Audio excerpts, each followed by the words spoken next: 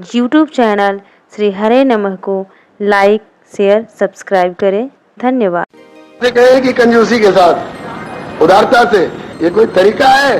क्या उदारता से कथा कहे और आप लोग कंजूसी के साथ जय बोले? क्या खर्च लगता है आपका? जरा प्रेम से बोलिए श्रीमद् भागवत महापुराण की। ईमानदारी से बताइए, पहले वाली जय में और अब वाली जय में फर्क हुआ है कि नहीं? बहुत फर्क है साहब। जयकार कैसे बोलनी चाहिए? पहले जैसी कि अब जैसी? हाँ, ऐसे जय बोला करिए। श्रीमद् भागवत महापुराण की। आनंद आ गया जयकार से। हनुमान जी खुश हो गए होंगे। हनुमान जी जयकार खुद भी करते हैं, जयकार से प्रसन्न होते हैं। जयत्यति बलो राम लक्ष्मणश्च महाबल राजा जय सुग्रीव राघवेण पालित दासोम कौशलेन्द्रस्य रामस्य दुष्कर्मण हनुमान शत्रुसैन्य नाम निहंता मारुतात्मज। जयकार श्री हनुमंत लाल की जय। बहुत अच्छा, धन्यवाद। अब आप लोग बहुत उदार हो गए। आइए, जिस समय श्री सनकादिक जी श्रीमद् भागवत का महात्म्य सुना रहे थे, अभी मूल कथा नहीं शुरू हुई है, महात्म्य कथा सुना रहे थे, उसी समय में आश्चर्यमेकं समभूत तदानीं तदुच्यते शृणुशौनकत्वम्। एक बड़ा भारी आश्चर्य हुआ, आश्चर्यजनक घटना घटी। क्या? बोले भक्ति सुतौ तौ तरुणौ गृहीत्वा प्रेमैक रूपा सहसा विरासित श्री कृष्ण गोविंद हरे मुरारे नाथेति नामानि मुहुर्वदन्ति। भक्ति महारानी अपने दोनों पुत्र ज्ञान और वैराग्य को तरुण स्थिति में लेकर के नाचती हुई उस कथा मंडप में आ गई।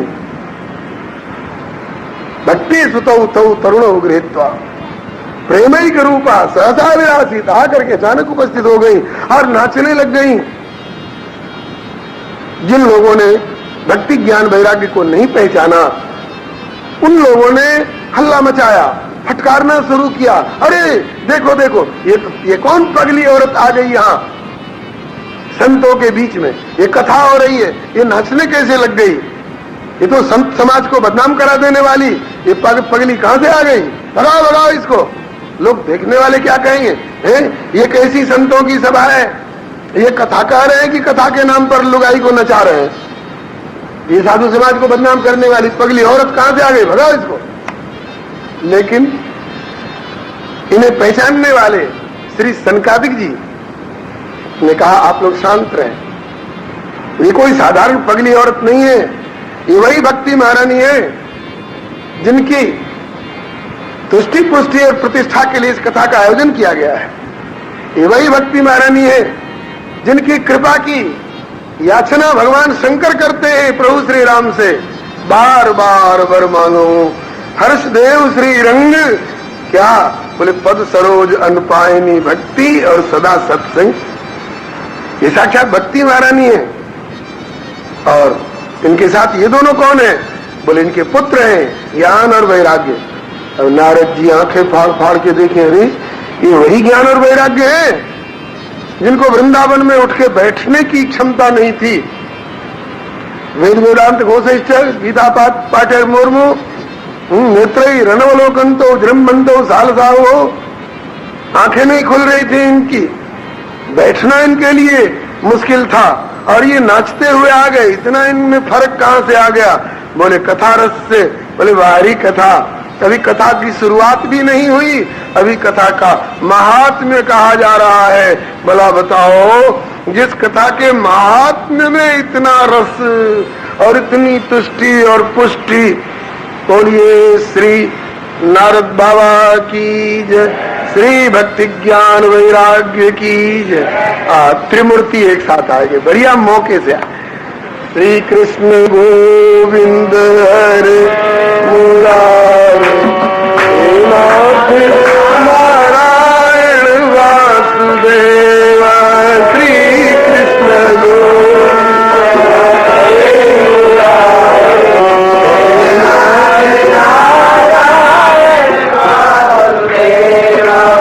बोलिए श्री वासुदेव भगवान की जय। अब जिन जिन को मालूम हुआ कि ये भक्ति महारानी है, ज्ञान वैराग्य है, हमने इनको बिना पहचाने पगली औरत करके फटकार दिया, बड़ी ग्लानि मानने लग गए। हाय, बिना जाने पहचाने हमने इन्हें फटकारा, अपराध किया। हे भक्ति महारानी क्षमा करना, हे ज्ञान, हे वैराग्य हमें क्षमा करना,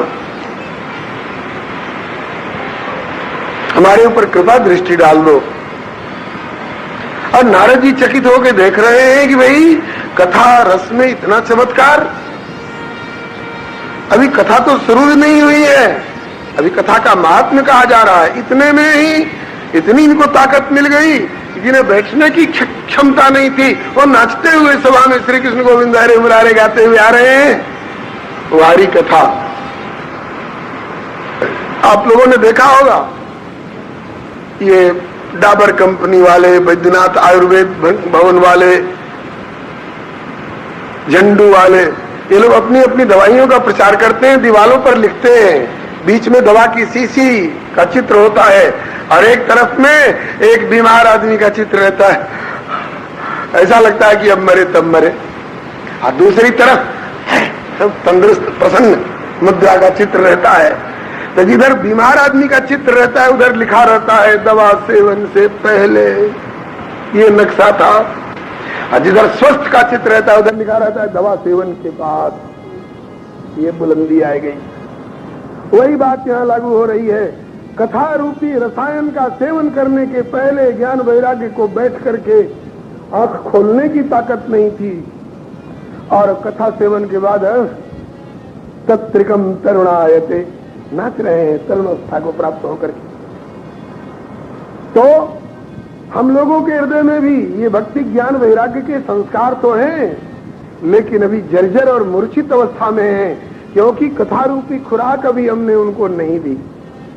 कथा मंडप में बैठ करके जब कथा की खुराक उनको देंगे, जब हमारे हृदय में ये कथा कानों के माध्यम से जाएगी, तो हमारे हृदय में विराजमान भी ज्ञान और वैराग्य जो प्रसुप्त जर्जर और मूर्छित दशा में वे जग पड़ेंगे और उनमें ताकत आ जाएगी, और हम लोग भी श्री चैतन्य महाप्रभु जी की मंडली में शामिल होकर के श्री तुकाराम जी के नर्तन के साथ शामिल होकर के श्री नरसिंह जी के तंबूरा के साथ में हम लोग भी कीर्तन में शामिल हो जाएंगे, हम लोग भी भगवान के प्यारे हो जाएंगे। एक बात विचारने की है कि जिज्ञासा हो सकती है, क्यों जी भक्ति ज्ञान और वैराग्य भी बूढ़े और मूर्छित होते हैं क्या? भक्ति महारानी भी दुखी होती है क्या? नहीं नहीं नहीं। भगवान भी बूढ़े हो जाते हैं क्या? भगवान भी कमजोर हो जाते हैं क्या? बोले नहीं।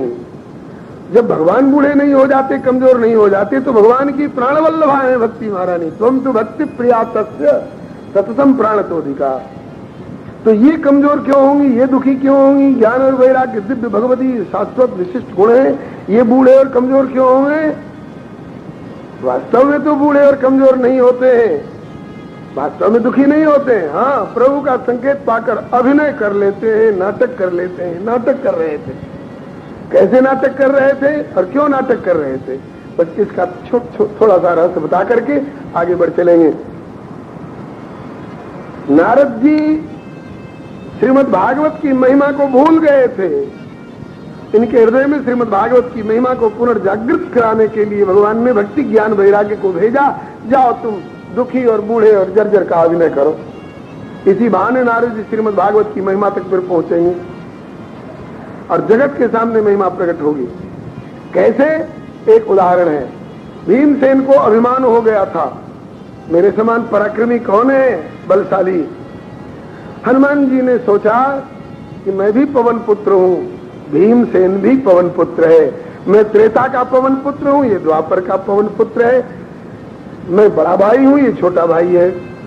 तो मेरे छोटे भाई भीमसेन के मन में अभिमान हो जाए और ये नरक में चला जाए। अभिमान तो नरक में ले जाने वाली चीज है। मेरे रहते मेरे छोटे भाई के मन में अभिमान हो जाए और नरक में चला जाए तो मेरी भी शिकायत होगी। इसलिए मैं अपने छोटे भाई भीमसेन को अभिमान से और नरक से बचाऊंगा। अभिमान से बचाने के लिए हनुमान जी ने एक नाटक रच दिया। जिस रास्ते से भीमसेन जा रहे थे उसी रास्ते में सकरा रास्ता था, उसी रास्ते में बूढ़े और रोगी बंदर का अभिनय करके लेट गए हनुमान जी। भीमसेन ने देखा कि बड़ा भारी बंदर पड़ा हुआ है रास्ते में। बोले बंदर हट जा रास्ते से। नहीं हटे। फिर बोले कि अरे बंदर हटता है कि नहीं? धीरे से बोले कराते हुए स्वर में, भैया बूढ़ा हो गया हूं, रोगी हूं, हिला नहीं जाता है, तुम पहलवान हो, मुझे एक और कर दो, रास्ता निकाल लो, चले जाओ। भीमसेन ने सोचा कि बूढ़ा है, बंदर है, रोगी है, तो हाथ से क्यों छूं? सोचा गदा की नोक से यूं कर दूंगा तो किनारे हो जाएगा, रास्ता निकल आएगा। गदा की नोक से बंदर को क्या हटा सकेंगे? बंदर की पूंछ नहीं हटी। दोनों हाथ से गदा पकड़ी और यूं करने लग गए, नहीं हटी। गदा को किनारे रख दिया, पूंछ पकड़ करके सोचा कि घसीट के इधर किनारे कर दो। बंदर को क्या हटाएंगे जी? बंदर की पूंछ तक नहीं हिली। वही हाल हो गया कि गई न शंभु सरासन कैसे, कामी वचन सती मन जैसे। अब भीमसेन का माथा ठनका कि बंदर नहीं मालूम होता है। हम जो कहा यह कभी नहीं होई, ये तो बानर रूप धरे सुर कोई। ये तो बानर रूप में कोई देव मालूम होता है। भगवान आप बानर नहीं मालूम होते हो, आप तो बानर रूप में कोई देव हो। आप कौन हो? अपना परिचय दो। तब अपने रूप में, हनुमान के रूप में, यही कनक भूधराकार शरीर नहीं, अभी इतना नहीं, अभी छोटा सा, अपने रूप में आकर के बोले कि देव नहीं, मैं महादेव हूं, तुम्हारा बड़ा भाई हनुमान हूं। अरे भैया आप यहाँ बूढ़े और रोगी, आप तो बूढ़े और रोगी कभी होते नहीं हो। आपके स्मरण मात्र से नासे रोग हरे सब पीड़ा, अजर अमर गुण निश्चित होगा। ये सब विशेषण आप में। आप ये बूढ़े और रोगी क्यों बने हुए थे? बोले तुम्हें नरक से बचाने के लिए।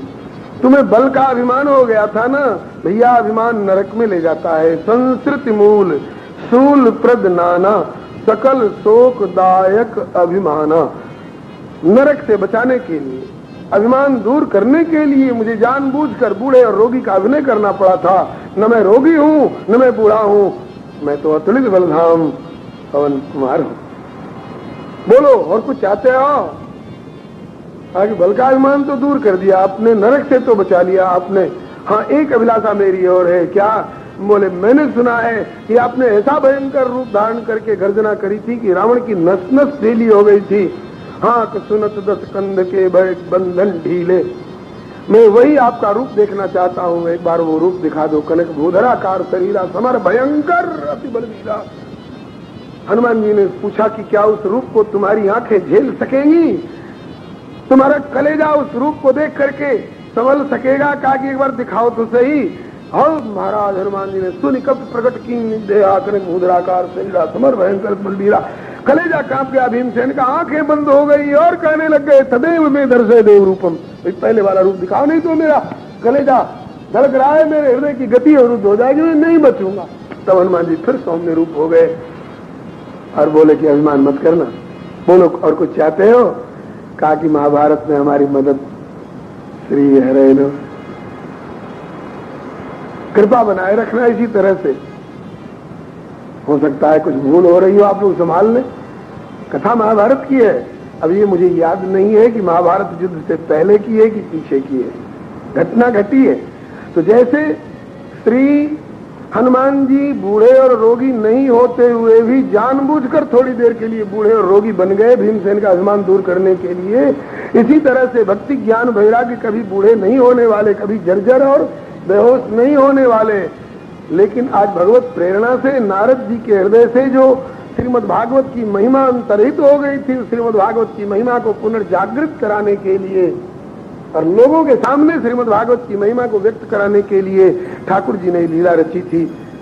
भक्ति महारानी ने सनकादिकों से पूछा, जिस कथा के महात्मा मात्र ने मुझे और मेरे पुत्रों को इतना बल प्रदान किया, मैं पूरी कथा सुनना चाहती हूँ। जैसे सबको जगह मिली है, मुझे भी जगह बतावे, कहाँ हम बैठ कर कथा सुनेंगे। श्री सनकादिक जी ने बताया, भक्तेषु गोविंद स्वरूप कर्त्री, प्रेमैक धर्त्री, भवरोग हंत्री, सात्वं च तिष्ठस्व सुधैर्य संश्रया, निरंतरम वैष्णव मानसानि। जो मनसा वाचा कर्मणा भगवत परायण रहने वाले जनों, उनके हृदय रूपी कमल में बैठ करके आप भगवत कथा सुनो। देवी, आपके लायक वही स्थान है। आपको लकड़ी के और पत्थर के और मखमल के पीढ़े और आसन पर नहीं बिठाया जाएगा। आप भक्तों के हृदय कमल में जाके विराजो, क्योंकि वहां न क्रोध की आग जलती है, भक्तों के हृदय में क्रोध की आग नहीं जलती, और काम का अंधड़ तूफान नहीं उठता, लोभ का कीचड़ और दलदल नहीं होता है भक्तों के हृदय में। वहीं बैठकर भगवान भी वही जगह चुनते हैं विश्राम के लिए। वचन कर्म मन मोरी गति, भजन करहि निष्काम, तिनके हृदय कमल मोह करऊं सतत विश्राम। तो भक्तेषु गोविंद स्वरूप कर्त्री, प्रेमैक धर्त्री, भवरोगहंत्री, सात्वं च तिष्ठस्व सुधैर्य संश्रया, निरंतरम वैष्णव मानसानि। भगवत परायण भक्तों के हृदय कमल में जाकर विराजो। भक्ति महारानी ने चारों तरफ दृष्टि डाली, सभा में सब भगवत परायण ही लोग बैठे थे, और कथा में कोई राक्षस लोग आते हैं थोड़े, भगवत परायण लोग ही बैठे थे। भक्ति महारानी ने कहा, अधिकस्य अधिकम फलम, जितने बैठे हैं वैष्णवजन सबके अंतःकरण में बैठ करके सुनूंगी, अनंत रूप से सुनूंगी। और जैसे भक्ति महारानी उनके अंतःकरण में विराजी, ऐसे ही सबकी स्थिति बड़ी लोकोत्तर हो गई। सब श्रोताओं के रोमांच हो गए, शरीर के रोंगटे खड़े हो गए, कंठ गदगद हो गया, आंखों से प्रेम के अश्रु की झड़ी लग गई, हृदय आनंद से भर गया, संसार विस्मृत हो गया। यह दृश्य देखकर भगवान से भी नहीं रहा गया। भगवान निजलोकम परित्यज्य, भगवान भक्तवत्सलः पीतवासा घनश्याम, वनमाली घनश्याम पीतवासा मनोहर, भगवान वैकुंठ छोड़ करके, साकेत गोलोक छोड़ करके दौड़ के आए और देखा कि यहाँ सभा में, कथा मंडप में उपस्थित प्रत्येक सदस्य के अंतःकरण में भक्ति महारानी विराजमान है। तो जिनके जिनके हृदय में भक्ति महारानी विराजमान है, उनके उनके हृदय में भगवान सगुण साकार रूप में विराजमान हो गए। निर्गुण निराकार रूप से, अंतर्जामी रूप से तो सबके हृदय में रहते ही हैं, लेकिन असप्रभु हृदय अछत अविकारी, सकल जीव जग दीन दुखारी। लेकिन आज सबके हृदय में सगुण साकार रूप में प्रकट हो गए भगवान। एक बार मेरे राम अयोध्या के एक निकटवर्ती स्टेशन पर गाड़ी की प्रतीक्षा में प्लेटफार्म पर बेंच के ऊपर बैठे हुए थे। अब गाड़ी आवे, अब गाड़ी आवे। इसी बीच में एक सज्जन उसी आसपास के आकर के उस बेंच पर मेरे बगल में बैठते हुए पूछे, कहाँ जाना है आपको? मैंने कहा श्री अवध। तो उन्होंने पूछा, अवध कहाँ है? मुझे आश्चर्य हुआ कि अवध के निकटवर्ती स्टेशन का व्यक्ति अवध नहीं जानता है। ये भौगोलिक स्थिति नहीं पूछ रहा, किसी और धरातल से पूछ, अवध कहाँ है? जट किशोरी जी ने बता दिया, ये चौपाई पढ़ दो भैया। कौन सी? बोले अवध तहाँ जहाँ राम निवासु। आपका यह प्रश्न ऐसा ही है जैसा कोई पूछे कि दिन कहाँ? बोले तहीं दिवस जहाँ भानु प्रकाशु। जैसे तहीं दिवस जहाँ भानु प्रकाशु, ऐसे अवध तय जय राम निवासु। जहाँ सूरज है वही दिन है, ऐसे ही जहाँ भगवान है वही अवध है, वही वैकुंठ है। और तो भगवान कहाँ? बोले जहाँ भक्ति वही भगवान, जहाँ भक्ति वही भगवान। भक्त्या तुष्यति केवलम न च गुणैर्भक्ति प्रियो माधव। भगवान जब आकर के उन भक्तों के हृदय में विराजमान हो गए, अब भक्ति और भगवान दोनों का एक साथ गठबंधन हो गया भक्तों के हृदय में। अब इनको इस स्थिति में देख करके भगवान के वैकुंठ धाम के साकेत गोलोक के जो पार्षद विश्वक्सेन, जय विजय, नंद सुनंद, भोज तोष, सुबल श्रीराम, मधुमंगल इत्यादि, प्रहलाद, उद्धव, हनुमान, गरुड़ जी, ये सब भगवत धाम के निवासी पार्षद, इन लोगों ने सोचा है ये प्रभु इतनी शीघ्रता से दौड़े हुए कहां जा रहे हैं, मालूम हुआ कहीं कथा हो रही है। ओहो, तो कथा में ज्यादा आनंद है, तब तो भगवान साकेत गोलोक वैकुंठ छोड़ के भगे जा रहे हैं। तो जब भगवान कथा की ओर दौड़ रहे हैं तो हम वैकुंठ में बैठ के क्या करेंगे, चलो हम भी चले। भगवान से पूछा गया कि हे प्रभु, कभी अचानक जरूरत पड़े आपसे मिलने की तो आपका स्थायी पता, हमसे लोग पूछते हैं कि आपका स्थायी पता, तो हमारे एक मित्र हैं, कहा करते हैं, एक जगह रहते नहीं, आशिके बदनाम कहीं, दिन कहीं, रात कहीं, सुबह कहीं, शाम कहीं। क्या एक ठिकाना बतावें, रहते नहीं एक जगह तो बताएंगे क्या। तो बोले कि कोई ऐसा भी ठिकाना तो होगा ना जहां से पत्राचार करके आपका पता जाना जा सके। बोले हाँ, कोसी के पते से बात कर लेना। ऐसे भगवान से पूछा नारद जी ने, प्रभु अचानक कभी आपसे मिलने की, बात करने की जरूरत हो तो कहाँ मिलोगे, वैकुंठ में चला हूं। बोले कोई जरूरी नहीं है कि वैकुंठ में मिल ही जाऊं, योगियों के अंतःकरण में प्रविष्ट होकर आपसे बात कर सकता हूं। बोले वहां किसी योगी के हृदय में मिल भी सकता हूं और किसी योगी के हृदय में नहीं भी मिल सकता हूं, और जिसके अंतःकरण में मिल सकता हूं उसके अंतःकरण में भी कभी मिल सकता हूं, कभी नहीं भी मिल सकता हूं। नाम वसामि वैकुंठे योगी नाम हृदय न च। तो ऐसा एक ठिकाना बताओ जहां जरूर मिल जाओ। बोले हाँ, एक ठिकाना है। कौन? बोले मद्भक्ता यत्र गायन्ति तत्र तिष्ठामि नारद। भक्ता बहुवचन है, मेरे भक्त लोग जहां इकट्ठे होकर और गुणगान में मगन हो रहे हो वहां मैं जरूर रहता हूं, खोज लेना, वहां जरूर मिलूंगा।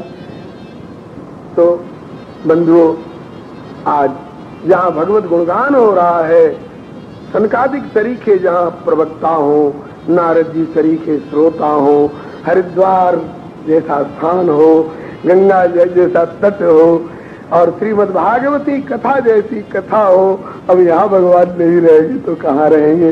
निज लोकम परित्यज्य भगवान वत्सला, भगवान भक्त वत्सल अपना धाम लोक छोड़ करके आ गए और भगवान के भक्त लोग भी दौड़ के आ गए। जब भगवान कथा में आनंद ले रहे हैं तो हम वैकुंठ में बैठ के क्या करेंगे, अब भी चले। ये भी आ गए, गढ़ के नहीं कह रहा हूं, लिखा है वैकुंठ वासिनो ये च वैष्णवा उद्धवादयः तत्कथा श्रवणार्थम ते गूढ़ रूपेण संस्थिता। भगवत धामगत उद्धव सरी के पार्षद लोग भी कथा श्रवण के लोभ से आकर छिप करके बैठे, वेश बदल बदल करके बैठे। हनुमान के रूप में नहीं, उद्धव के रूप में नहीं, प्रहलाद के रूप में नहीं, बल्कि साधारण मानव और मानवी के रूप में।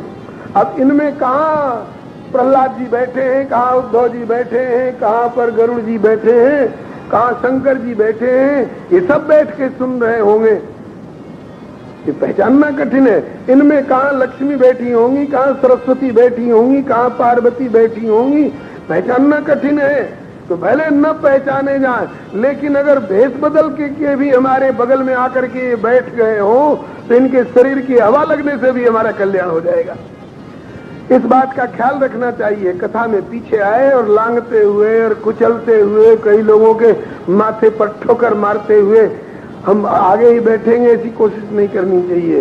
हाँ, नहीं हो सकता है उनमें प्रहलाद जी पर ठोकर लग जाए, हो सकता है लक्ष्मी सरस्वती पर हम चढ़ बैठे, उनके ऊपर हमारा पांव लग जाए। इसलिए कथा में बहुत सावधानी रखनी चाहिए।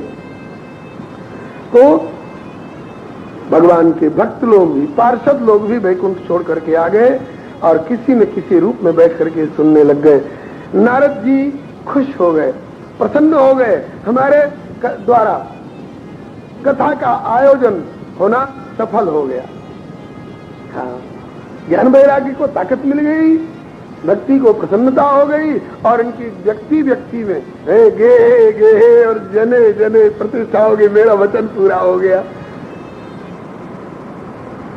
लेकिन ये तो इन लोगों को लाभान्वित देख रहे हैं ना, जो लोग आज सके हैं कथा में, और जो लोग कथा में नहीं आ सके हो, कहीं किसी की जेब काटने के लिए बस में और ट्रेन में घूम रहे हो, कहीं किसी की फसल काट करके और ले जाए, कहीं किसी पर गोली का निशाना लगाने के लिए किसी के परिवार को साफ कर दे, ऐसे ऐसे लोग जो इधर उधर भटकते रहते हैं, क्या उनको भी यह कथा कुछ फायदा पहुंचा सकती है?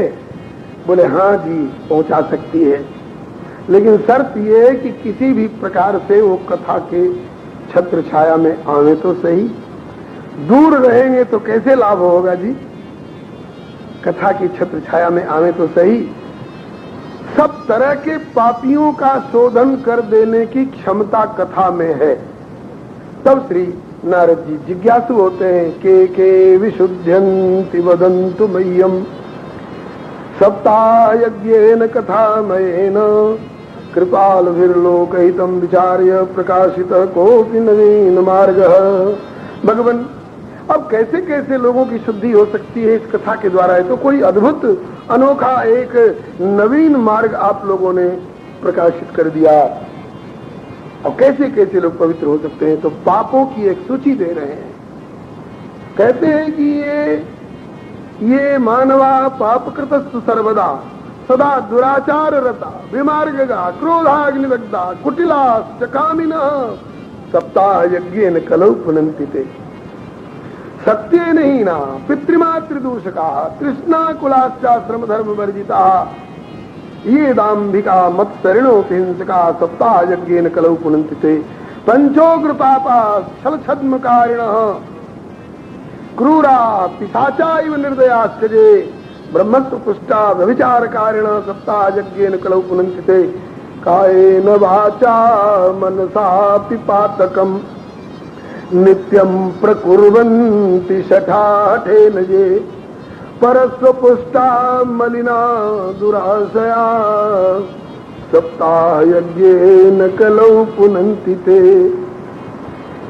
इन एक एक पापों को करने वाला, इनमें से 10-20 पापों को करने वाला नहीं, अगर ऐसा भी कोई हो कि सारे पापों को कर चुका हो, जिंदगी में कोई पाप बचा नहीं, ऐसा भयंकर पापी भी यदि कथा का आश्रय ले ले तो उसका भी कल्याण करने में यह कथा सक्षम है।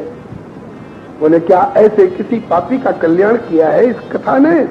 भक्तों का तो कितना बड़ा हित हुआ है तो हम प्रत्यक्ष देख रहे हैं अभी सभा मंडप में, लेकिन किसी पापी का भी हित किया हो इस कथा ने, ऐसा कोई उदाहरण है? ऐसी कोई घटना घटी है? बोले हाँ जी, धुंधकारी सरीखे पापी का जब कल्याण कर दिया इस कथा ने, तो और साधारण पाप करने वाले लोगों के लिए फिर घबराने की क्या बात है। लेकिन लो आश्रय कथा का। सब दवा लेकर के अलमारी में धर दे, घी और दूध, रबड़ी, मलाई, मक्खन अलमारी में बंद कर दे फ्रिज में, और कहे कि बस अब फायदा करता रहेगा, हमको नहीं, उसे ग्रहण करना पड़ेगा। डॉक्टर दवा बता ही सकते हैं, खाना तो रोगी को पड़ेगा। तो इस तरह से जो कथा का आश्रय ले, कितना भी बड़ा से बड़ा पापी हो उसका भी कल्याण कर देती है यह कथा। धुंधकारी जैसे पापी का भी कल्याण कर दिया है। इस पर धुंधकारी वाली कथा आ रही है। पापों की हद पर पहुंचा हुआ है ये पापी, लेकिन अभी उसके पहले जिसके यहाँ इसका जन्म होगा उनकी कथा बताते हैं। तुंगभद्रा तटे पूर्वम अभूत पत्तनमुत्तमम यत्र वर्णा स्वधर्मेण सत्य सत्कर्म तत्पराः। भारत के दक्षिणी भाग में तुंगभद्रा नाम की एक नदी है। उस तुंगभद्रा नदी के किनारे एक बड़ा सुंदर नगर था। उसमें आत्मदेव पुरे तस्मिन् सर्वशास्त्र विशारद सर्ववेद विशारदः। उस नगर में आत्मदेव शर्मा नाम के एक बड़े विद्वान ब्राह्मण थे। वेद वेदांत स्रोत स्मार्त समस्त विद्याओं में और कर्तव्यों में निष्णात थे। द्वितीय वो भास्कर, लगता था कि दूसरे सूर्य ही आकर के पृथ्वी पर प्रकट हो गए हैं, ज्ञान के सूर्य। घर में संपत्ति भी अच्छी थी, लेकिन एक बहुत बड़ा अभाव उनको खटकता रहता था। क्या? संतानहीन थे, कोई संतान नहीं। उनको तो संतान है ही नहीं। वो गाय जो पालते थे, वो गाय भी बंध्या रह जाती थी, उसको भी बछड़ा बछिया कुछ पैदा ही नहीं होते थे। जो पेड़ पौधे अपने हाथ से रोप देते थे, उनमें न फूल लगते थे न फल लगते थे। इस बात की बड़ी कटु आलोचना हुआ करती थी नगर के लोगों में। अरे राम राम, पूर्व में इस आत्मदेव पंडित ने कौन सा ऐसा पाप किया था जिससे कि स्वयं तो संतानहीन है ही, इसकी गाय भी संतानहीन हो जाती है, इसके पेड़ पौधे भी संतानहीन फल फूलहीन हो जाते हैं। यूट्यूब चैनल श्री हरे नमः को लाइक शेयर सब्सक्राइब करें। धन्यवाद। इस दुख से दुखी होकर आत्मदेव शर्मा, दुख तो बहुत तरह के होते हैं, लेकिन यद्यपि जग दारुण दुख नाना, किंतु सबते कठिन जाति अभिमाना। अपनों के बीच में अपना फजीता, तिरस्कार बहुत बड़ा दुख है। इस दुख से दुखी आत्मदेव शर्मा ने सोचा, ऐसे जीने से तो मर जाना अच्छा है, चले जंगल में। हमने सुना है जंगल में बड़े बड़े सिद्ध कोटि के ऋषि महर्षि संत लोग रहते हैं, उनमें प्रभाव होता है। जो न करे लकीर सो करे फकीर, जो बात दवा से हो न सके वो संत दुआ से होती है। जब कामिल मुर्शिद मिलते हैं तब बात खुदा से होती है। सिद्ध कोटि के संत मिल जाए तो कुछ भी असंभव नहीं है। मति कीरति गति भूति भलाई, जब जय जतन जहाँ जय पाई, सो जानब सत्संग प्रभाव, लोकों वेदने अनुपाऊ। सुनियाश्चर्य करे जन कोई, सत्संगति महिमा नहीं गोई। आत्मदेव शर्मा ने सोचा कि जंगल में चलूं, संत मिलेंगे तो आशीर्वाद प्राप्त करूंगा, पुत्रहीनता का दोष मेरा दूर हो जाएगा, पुत्रवान हो जाऊंगा, और कदाचित भाग्य में संत का मिलना भी न हो अगर, तो जंगल में प्राणों का परित्याग कर दूंगा। प्राण परित्याग करने की भावना से आत्मदेव शर्मा जंगल में गए और भगवत प्रेरणा से सन्यासी कश्चिदागत है, वहां एक सन्यासी संत पधारे। सिद्ध कोटि के संत थे, सभी समुदाय में सिद्ध कोटि के संत होते हैं। वैसे इस बात का ख्याल जरूर रखना चाहिए इस समुदाय को कि भाई हमें सिद्धाई आवे चाहे न आवे, साधुताई जरूर आनी चाहिए। साधुताई अलग चीज है और सिद्धाई अलग चीज है। साधुताई अगर न हो और सिद्धाई आ जाए तो वो लोग अपने सिद्धाई के बल पर कहीं कहीं किसी का विनाश करते फिरते हैं। और सिद्धाई न भी हो, साधुताई अगर हो तो किसी का बुरा नहीं करेंगे। साधुते हो इन कारज हानि। गोस्वामी जी ने एक दोहे में दोनों का अंतर बताते हुए सलाह दी है।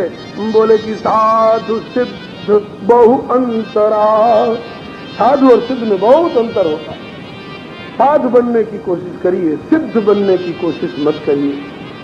बोले कि साधु सिद्ध बहु अंतरा कैसे? बोले जैसे आम बबूल, इनकी डाली फल लगे और उनकी डाली सूल। आम भी पेड़ है, बबूल भी पेड़ है, आम में फल लगता है और बबूल में कांटे लगते हैं, फल भी लगता है। तो इतना कसैला और कर्रा कि वो आपके लिए बहुत गुणकारी नहीं होगा। औषधि में बबूला रिस वगैरह बनता है शायद, लेकिन कांटेदार होता है बबूल। वे संत जो पधारे ना, वे सिद्ध भी थे और साधु भी थे। उनके वचनों से प्रतीत होता है। उनके सामने जाकर आत्मदेव शर्मा रोने लग गए। महात्मा ने पूछा, विप्रदेव क्यों रो रहे हो?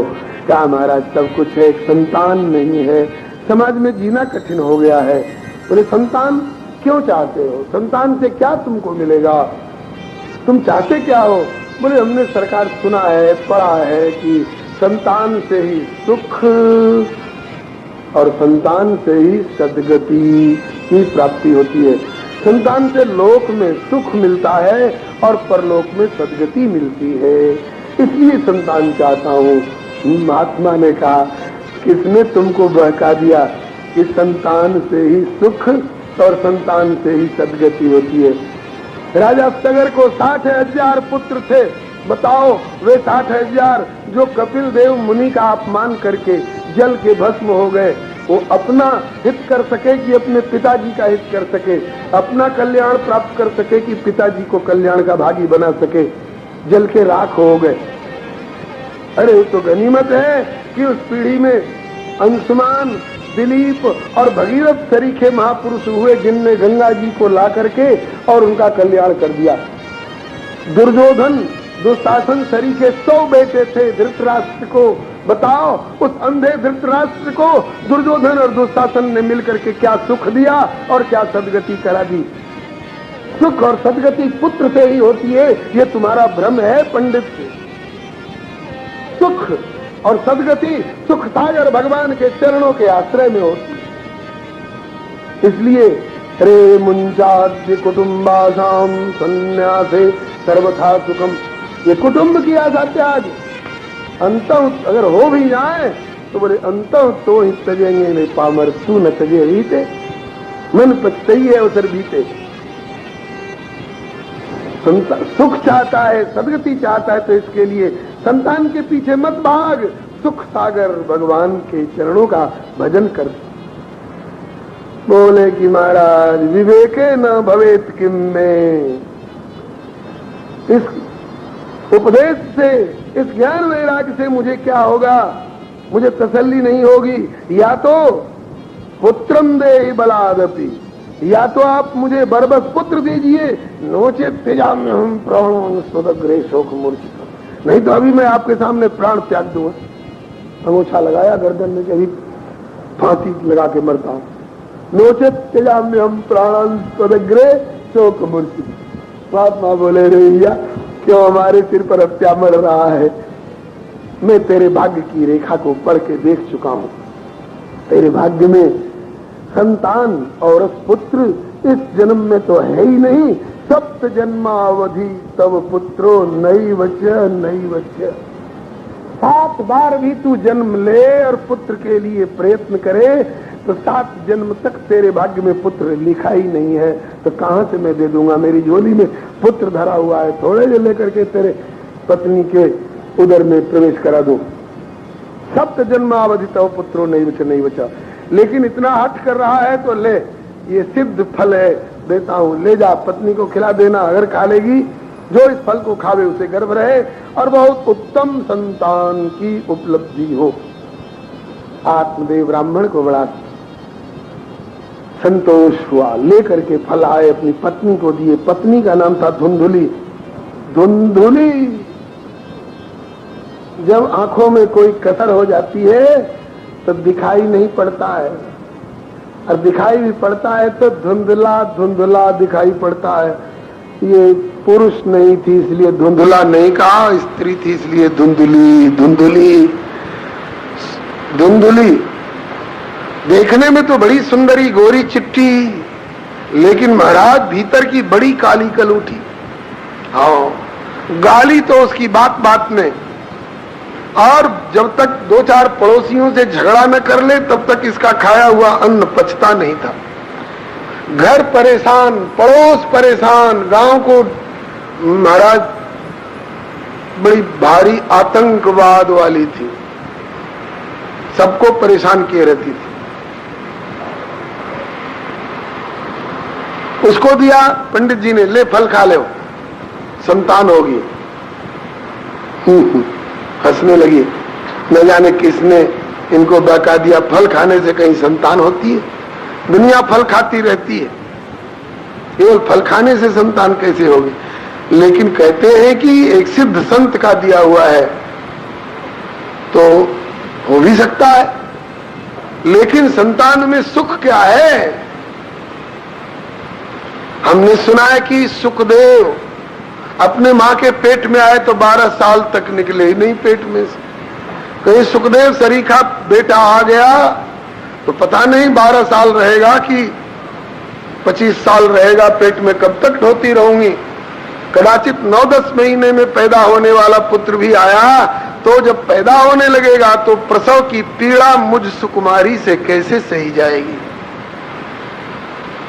और अगर प्रसव की पीड़ा भी सह लूं तो सावर घर में पड़ी रहूंगी तो मेरे घर का कामकाज कौन करेगा? शायद मेरी ननद बुलाई जाएगी, और ननद आवे और कहीं मेरा गड़ा हुआ धन खोद ले जाए तो मैं कहां की रहूंगी?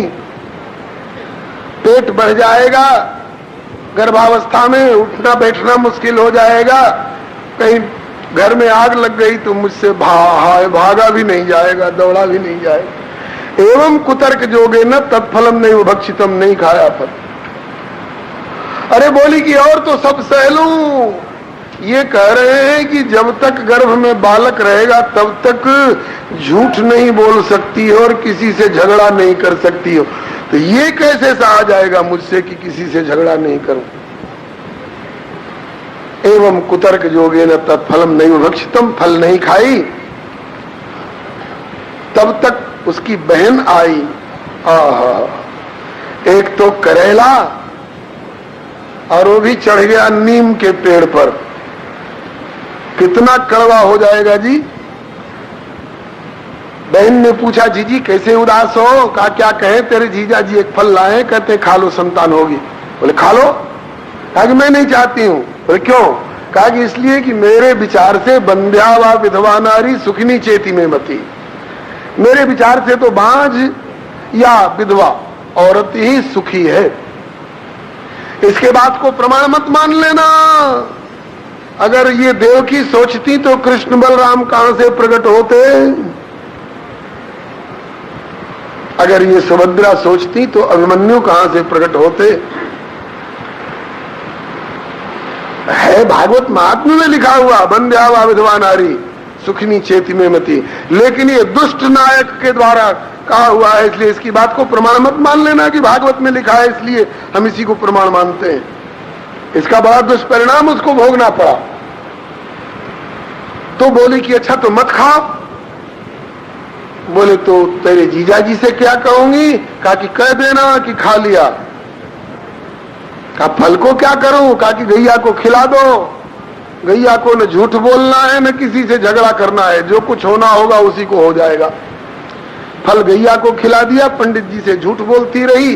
बस अब पेट बढ़ रहा है, बस अब 2 महीने की देर है, बस अब अगला महीना में बेटे का जन्म होने ही वाला है, ऐसे बहकाती रही।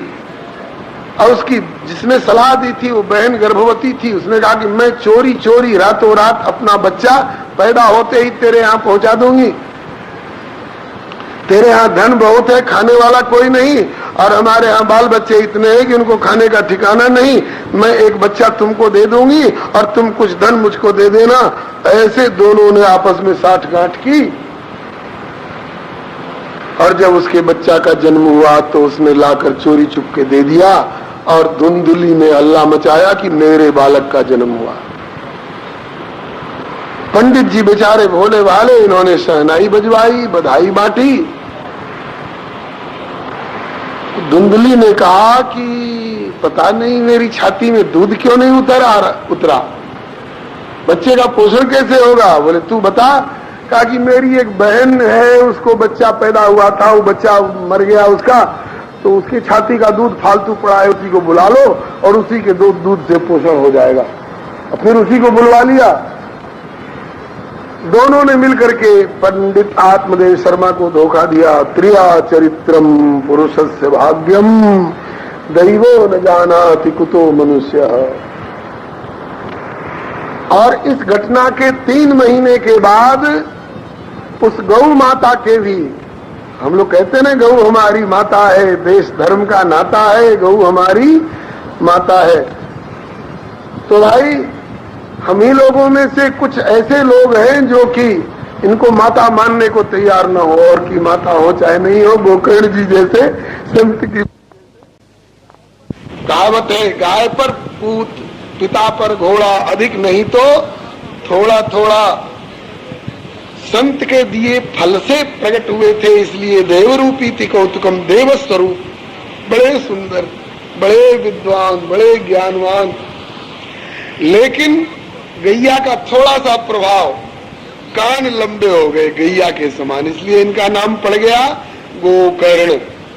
गोकर्ण पंडितो ज्ञानी धुंधकारी महाखल। गोकर्ण जी बड़े भारी पंडित ज्ञानी हुए, धुंधकारी महाखल, उसका नाम धुंधकारी पड़ा।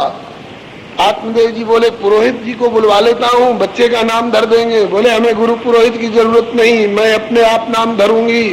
हाँ, फैशन वाला नाम धरूंगी, मेरा नाम ऊंचा करेगा मेरा बेटा। बोले क्या नाम धरेगी? कहा कि मेरा नाम धुंधली और मेरे बेटे का नाम धुंधकारी। धुंधकारी अंधेरा करने वाला, तमोगुण फैलाने वाला, नरक में ले जाने वाला, मेरा बेटा नाम धुंधकारी होगा। आजकल अर्थ विचार किए बिना जो मन में आता है, फैशन की मारी हमारी बहनें बच्चों का नाम धरती हैं। बच्ची का नाम रखा रीता, हो सकता है कितनी रीता बैठी हो। रीता का मतलब जानते हो? रीता माने खाली, छूछा। बहुत लोग नाम रखते हैं अनीता। अनीता का मतलब क्या है? जो नीति के खिलाफ, धर्म के खिलाफ, उचित छोड़कर अनुचित आचरण करने वाली, उसका नाम अनीता। काहे को गलत गलत नाम रखती हो? एक दिन श्री रमेश भाई जी नाम के ऊपर बता रहे थे, एक का नाम रखा बचपन में ट्विंकल, चमकने वाली। तो जब तक छोटी बच्ची थी तब तक तो ट्विंकल नाम उसका बहुत बढ़िया लगता था, और जब डुकरिया हो गई, दांत टूट गए और आंखों की ज्योति मंदी पड़ गई, केस पक गए लठिया के सहारे, अब लुढ़कती हुई चलने लग गई। किसी ने पूछा आपका नाम? बोले कि ट्विंकल। बोले अब का है कि ट्विंकल, अब तो मरने के किनारे आ गई, अब तू नहीं चमक रही है, अब ट्विंकल कैसी? अरे भैया नाम ऐसा रखो जिससे कि तुम्हारा बच्चों का नाम उच्चारण करने में भी कल्याण हो जाए। अजामिल ने बेटे का नाम रखा नारायण, नारायण नाम ने कल्याण कर दिया। अनीता मत रखो, सीता, गीता, सुनीता, पुनीता, बहुत बढ़िया बढ़िया नाम है, ये सब रखो। हाँ, पप्पू, पिंकी मत रखो। हाँ, राम अवतार, कृष्ण गोपाल, गोविंद शरण, पुरुषोत्तम दास, मैथिली शरण गुप्त, क्या बढ़िया बढ़िया नाम है। मदन मोहन मालवीय, ईश्वर चंद्र विद्यासागर, गुरु गोविंद सिंह, ये सब बढ़िया बढ़िया नाम रखो। उस अभागिनी ने जिद करके बेटे का नाम रखा धुंधकारी। धुंधकारी महाखला, स्नान स्नान शौच क्रिया ही ना, जाड़े भर स्नान तो करता ही नहीं था महाराज, शौच क्रिया ही ना। टट्टी जाता था तो जल से धोता नहीं था, हमारे हाथ ठिठुर जाएंगे, पता नहीं कागज से कि कपड़े से पोंछता था कि वो भी नहीं करता था, उसके शरीर से बदबू आती रहती थी। आज भी इस भारत के कुछ लोग अपने अपने शौचालय में वो विदेश वाला कागज रखते हैं। कभी कभी दुर्भाग्य से ऐसे घरों में भी जाने का मौका मिल जाता है, विदेशियों की नकल करते हैं। अरे तुम्हारे देश में इतनी ठंड नहीं पड़ती है, हाथ नहीं सड़ रहा है, नहीं ठिठुर रहा है, काहे को तुम कागज से पोंछते हो? बढ़िया से जल से धोया करो, उसके बाद मट्टी से हाथ धोया करो, बर्तन धोया करो, कुल्ला मुखारी कर लिया करो। वो अभागा स्नान शौच क्रिया ही ना, लिखा हुआ है, हम कोई गढ़ के कह रहे थोड़े।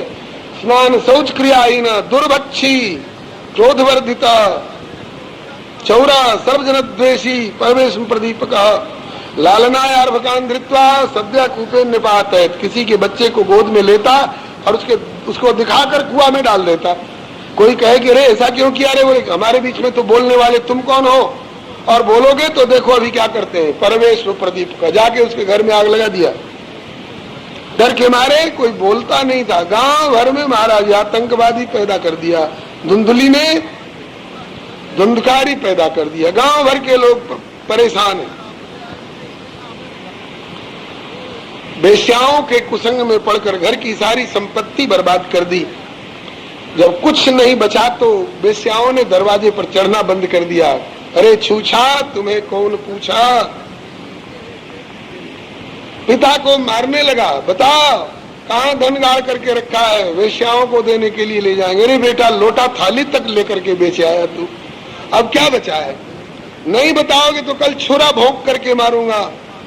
पंडित आत्मदेव शर्मा रो रहे थे, आए क्या करूं, किम करोमि क्व गच्छामि को में दुखम विपोहेत। मैंने संत की बात नहीं मानी, उसका फल आज भुगत रहा हूं। महात्मा ने कहा था कि भगवान का भजन करो, नहीं माने, पुत्रम देहि बलादपि। अब रोने को जगह नहीं है, मारता भी है और जब रोते हैं तो कहता है कि खबरदार रोए, तो मारता भी है, रोने भी नहीं देता है। उसी समय में एक बार श्री गोकर्ण जी जो घर में नहीं रहते थे, क्या करेंगे ऐसे कुसंग में रह के, तजोरे मन हरि विमुखन को संग, जिनके संग कुबुद्धि उपजत है परत भजन में भंग। तीर्थों में सत्संग में घूमते रहते थे, अचानक आ गए, देखा पिताजी रो रहे हैं। पिताजी कैसे रो रहे हो, बोले क्या करे बेटा, उस समय संत की बात नहीं मानी, उसका फल भुगत रहे हैं। रोने का ठिकाना नहीं, अभागा रोने नहीं देता, कहीं सुन नहीं रहा हो, नहीं तो और लाठी बरसाने लगेगा।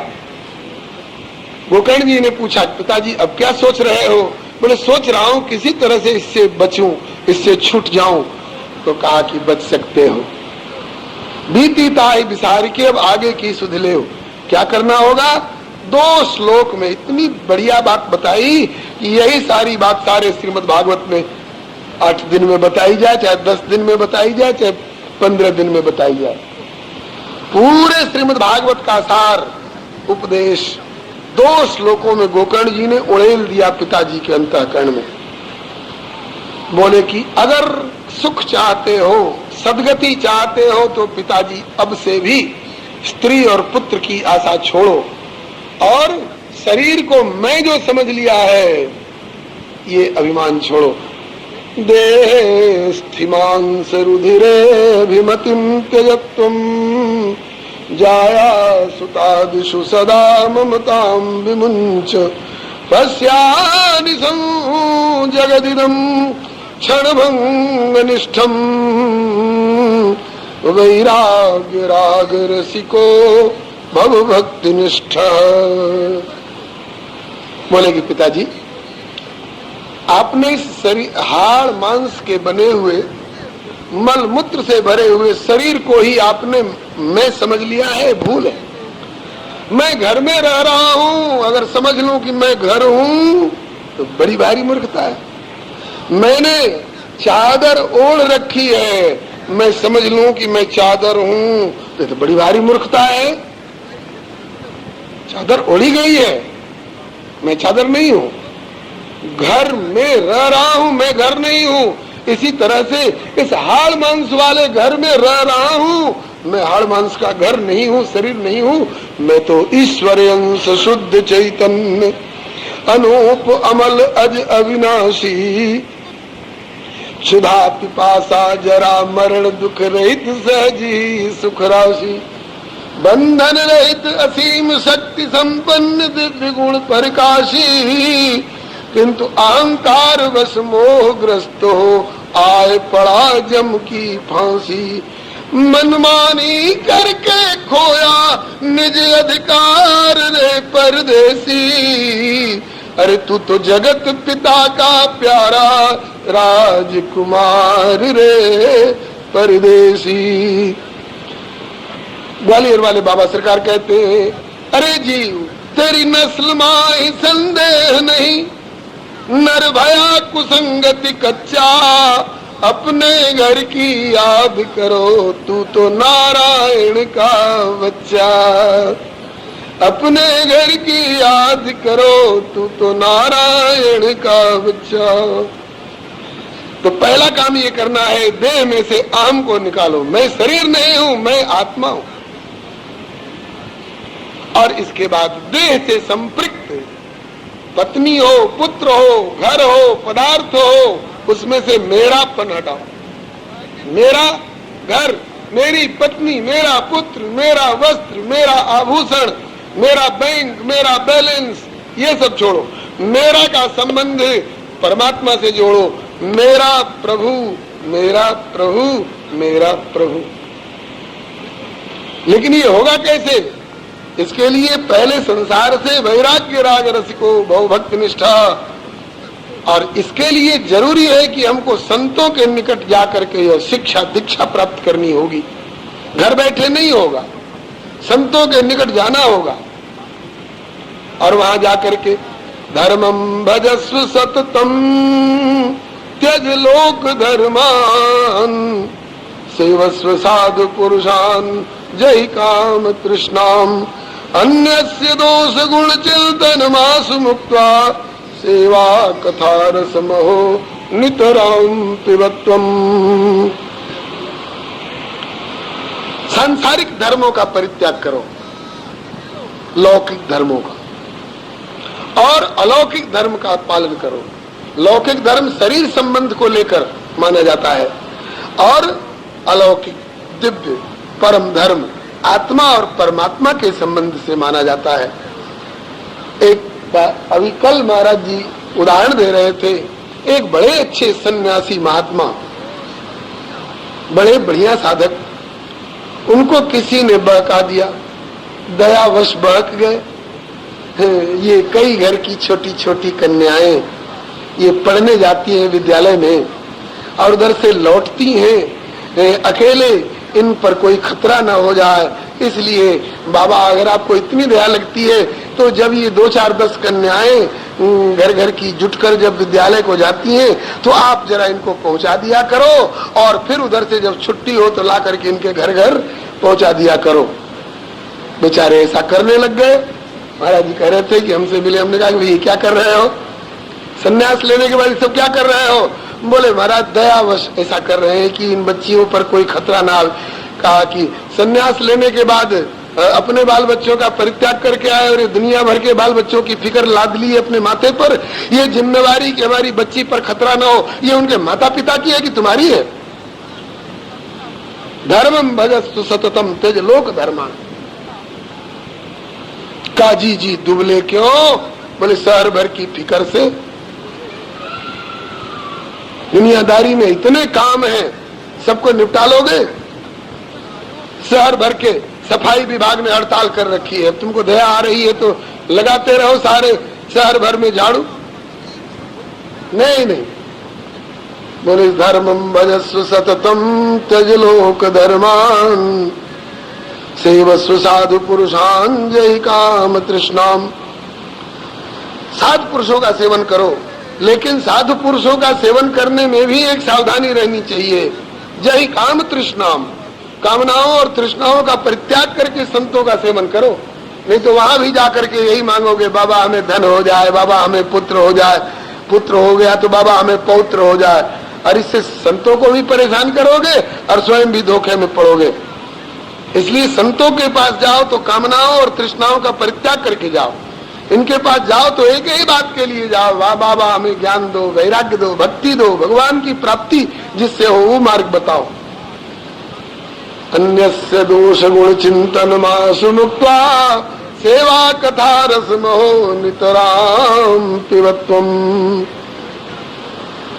संतों के समाज में भी जाकर के, और वहां भी दोष दृष्टि हो जाती है बहुतों की, बहुतों के प्रति। बोले ये बाबा बहुत बढ़िया है, और ये बाबा तो बड़ा लोभी है, ये बाबा तो बड़ा क्रोधी है।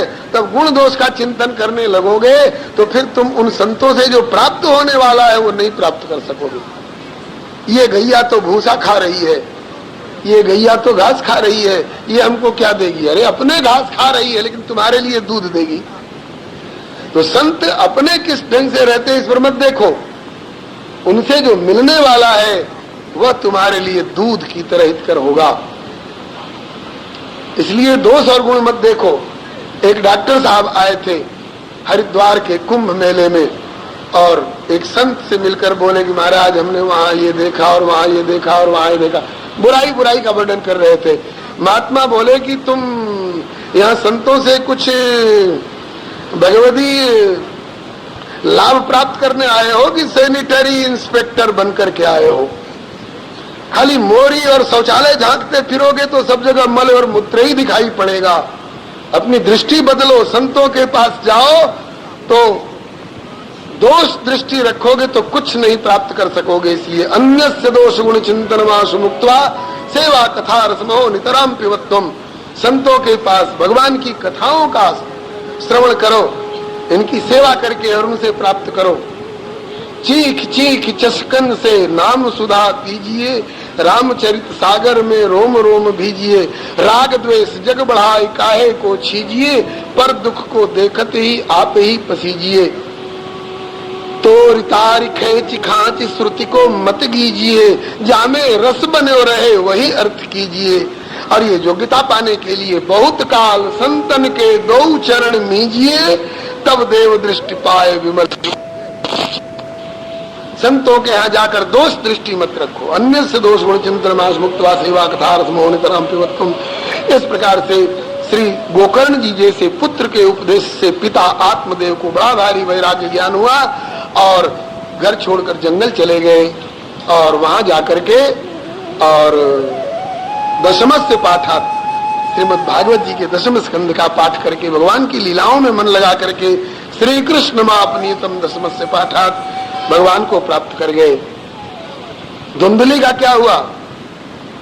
धुंधली को जब आत्मदेव चले गए तब धुंधकारी ने धुंधली को मारना शुरू किया। तू बता कहाँ धन गाड़ करके रखा है, वेश्याओं को खुश करने के लिए ले जाऊंगा।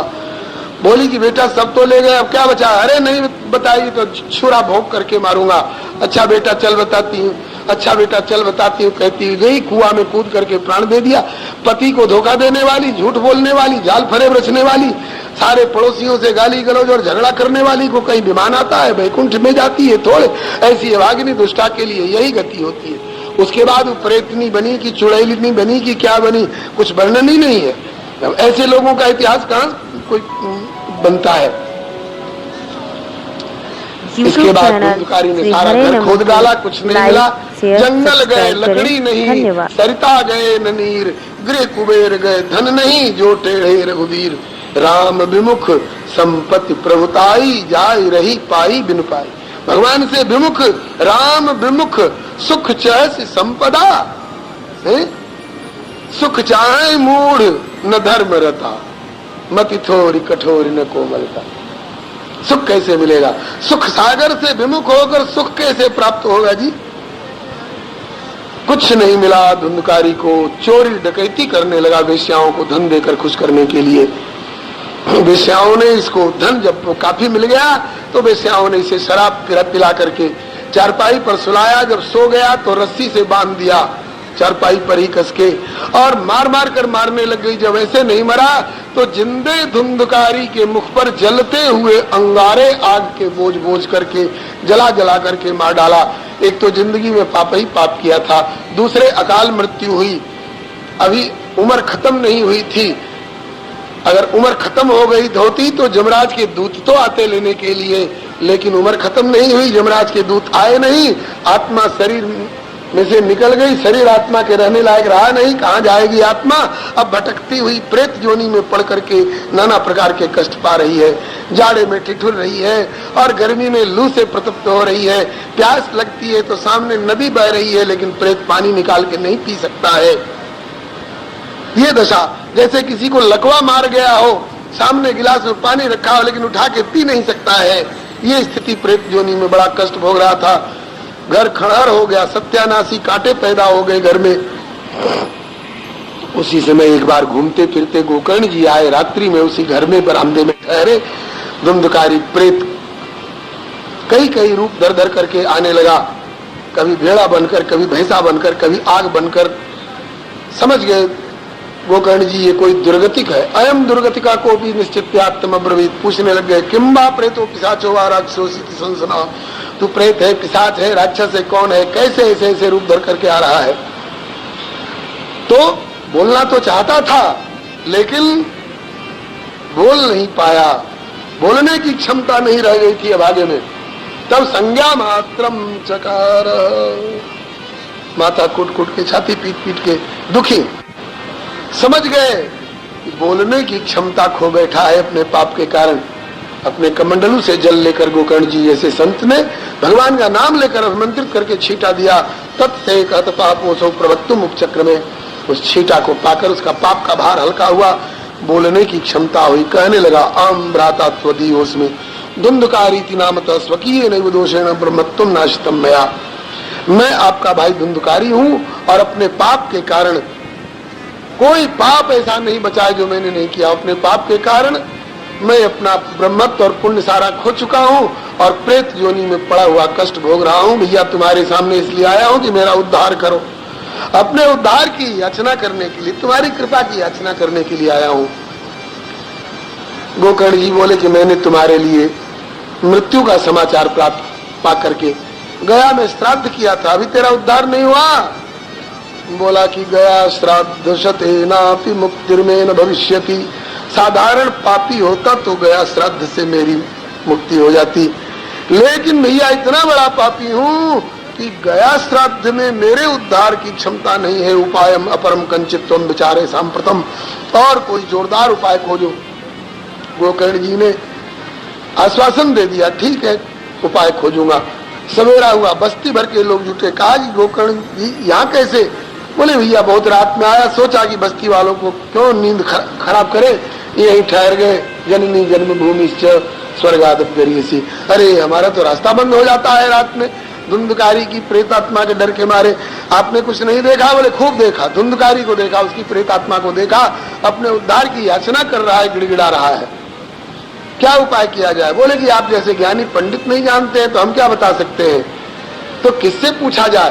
बोले सारे लोक भर की सब अच्छाई बुराई को देखते रहते हैं सूर्य नारायण। सूर्य नारायण से कुछ नहीं छिपा हुआ है। एक सूर्य के रूप से वहां भी रहते हैं और एक रूप से चक्षुर इंद्रियाधिष्ठात्र देव बनकर सबके नेत्रों पर भी निवास करते हैं।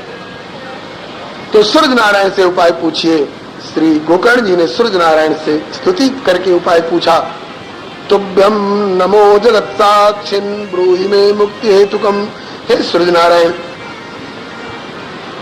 आप सारे जगत के साक्षी हो, भला बुरा सब आपको दिखाई पड़ता है, जानते हैं। धुंधकारी जैसी प्रेतात्मा का उद्धार कैसे हो सकता है? श्री सूर्य नारायण ने कहा, श्रीमद्भागवतान मुक्ति सप्ताहम वाचनम कुरु। श्रीमद्भागवत की सप्ताह कथा सुनाओ, उसकी मुक्ति हो जाएगी। गोकर्ण जी ने सारे बस्ती वालों को इकट्ठा करके और कहा कि भैया होगी तो धुंधकारी के उद्धारार्थ बहाना धुंधकारी बनेगा, लेकिन कथा होगी तो सारे बस्ती वाले भी लाभ उठाएंगे। आप सब लोग मिलकर सहयोग करो। किसी ने फावड़ा उठा लिया जमीन बराबर करने के लिए, किसी ने झाड़ू उठा लिया बुहारी लगाने के लिए, किसी ने दरी फर्श ला करके बिछा दिया, किसी ने चंदोवा तान दिया, किसी ने तख्त लाकर व्यास गद्दी लगा दी और किसी ने फूल पत्ती जुटा दी। व्यास गद्दी की तैयारी हुई, सजावट हुई। सारे बस्ती भर के लोग श्रोता बन करके बैठे और एक वैष्णव ब्राह्मण को मुख्य श्रोता परिकल्पित करके संकल्प पूर्वक बिठाया। धुंधकारी जैसे प्रेतात्मा के उद्धारार्थ यह कथा हो रही है। धुंधकारी से कह दिया इधर उधर भटकते मत रहना, कथा हो रही तो सुनो, ऐसी जगह में बैठ के सुनो कि इधर उधर चित्त चंचल न हो। तो धुंधकारी की प्रेतात्मा वहाँ एक 7 गांठ का पोला बांस पड़ा हुआ था, बांस के पोल में छिद्र में आकर के घुस गया, वहीं से सुनने लगा। पहले दिन की कथा सुनते सुनते एक गांठ फट गई, छुटाक की आवाज हुई। लोग चौंक गए, क्या हुआ? का घबराइए नहीं, इस बांस की एक गांठ फटी है। दूसरे दिन की कथा के प्रभाव से दूसरी गांठ फटी। प्रत्येक दिन एक एक गांठ फटती गई। 7वें दिन 7वीं गांठ फटी। बांस के 2 टुकड़े हुए, एक इधर गिरा एक इधर गिरा। बीच में से धुंधकारी की प्रेतात्मा प्रेत स्वरूप त्याग करके भगवत पार्षद रूप चतुर्भुज श्याम वर्ण चतुर्भुज स्वरूप किरीट मुकुट कुंडल बनमाला पीतांबर शंख चक्र गदा पद्म, इसको सारूप्य मुक्ति कहते हैं बंधुओं। और कथा की स्तुति करने लगे। धन्य भागवती वार्ता प्रेत पीड़ा विनाशिनी, ये भागवत की कथा धन्य है, इसने मेरे जैसे प्रेत की पीड़ा को दूर कर दिया। गोकर्ण जी जैसे संत हमारे भैया धन्य है, जिनने की मेरे जैसे प्रेत का कल्याण कर दिया कथा सुना करके। दुनिया वालों मेरी ओर देखो और देखो इस कथा की महिमा की ओर। मेरे जैसे दुर्गतिक का भी कल्याण हो गया, इस कथा का निरंतर सेवन किया करना।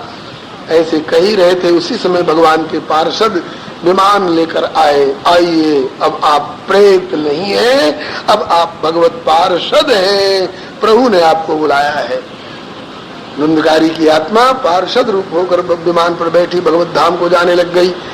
विमान पर बैठकर उसको जाते देख करके और लोगों के मन में ये होने लगा कि कथा हमने भी सुनी है, विमान केवल इसके लिए ही क्यों आया।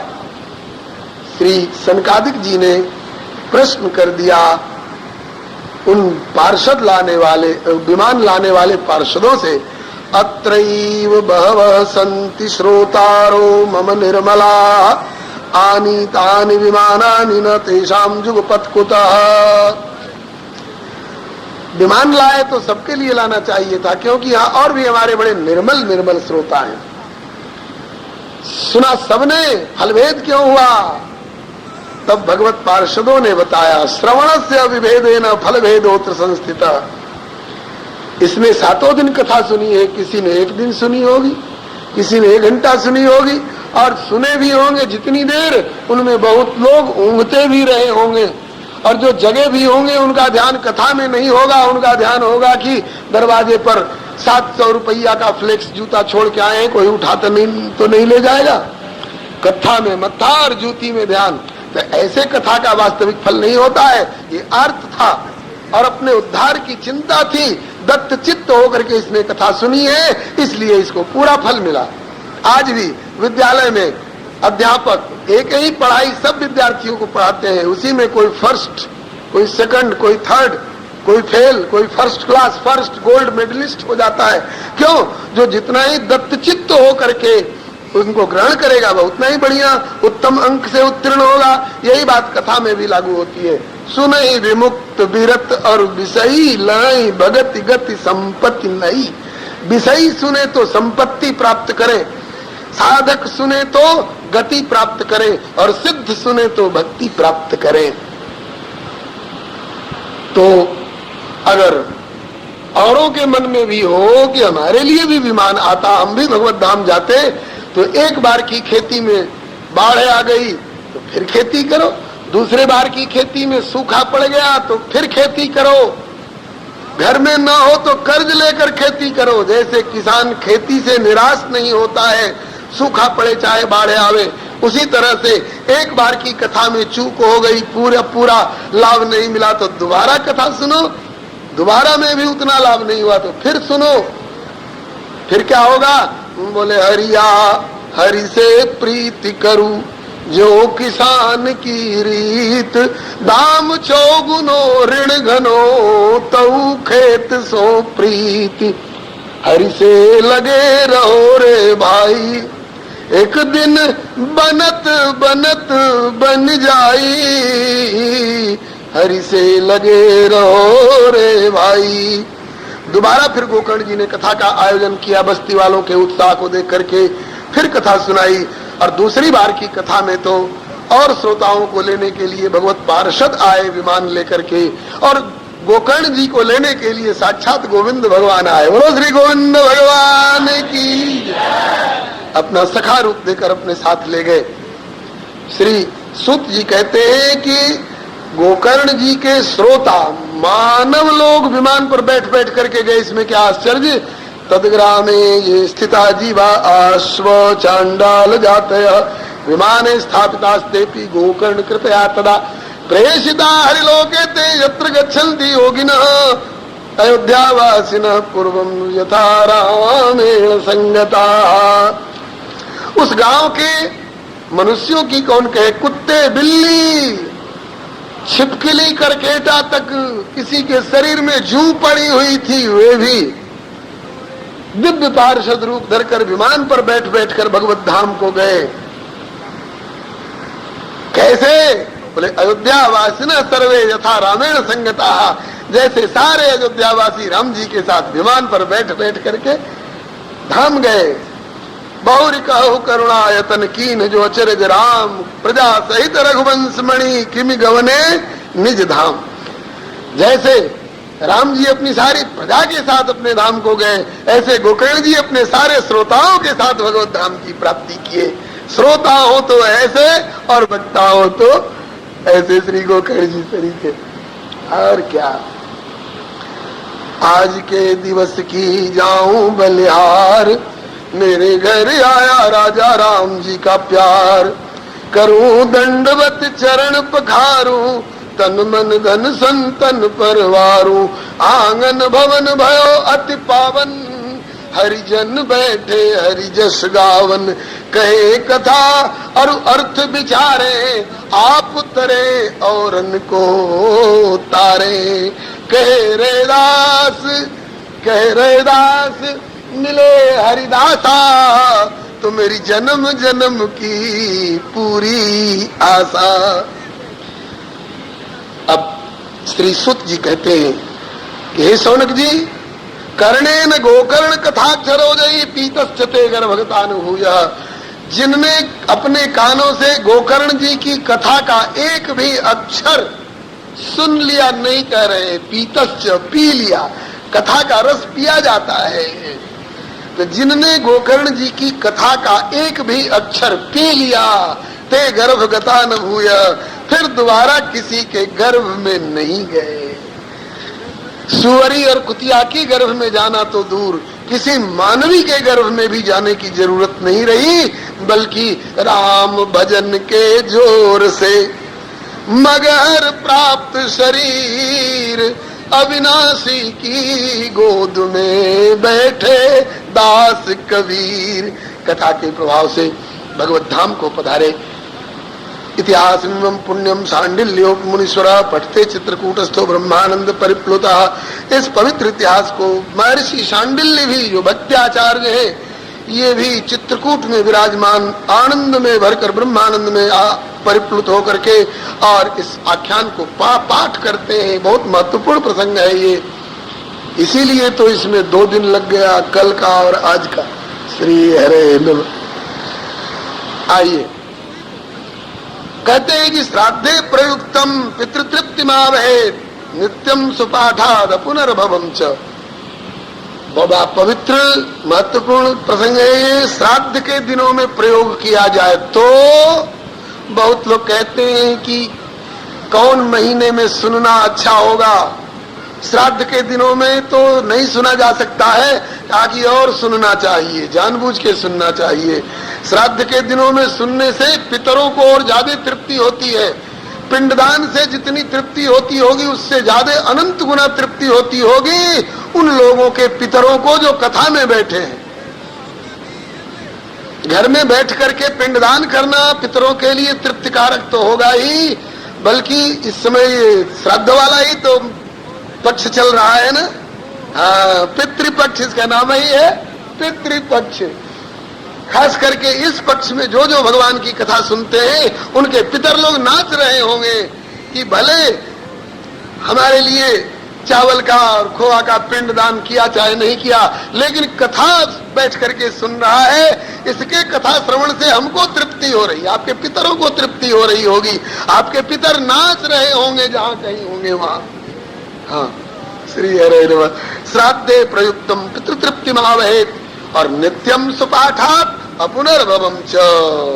नित्य पाठ करने का नियम ले लीजिए श्रीमद् भागवत का, तो अपुनर्भवम च, फिर पुनर्भव नहीं होगा, फिर जन्म लेना नहीं पड़ेगा। वही अविनाशी की गोद में बैठे दास कबीर। हम लोग भी दावे के साथ श्रीमद् भागवत जी की कृपा से भगवान के गोद में चल करके बैठ सकते हैं। श्री हरे नमः।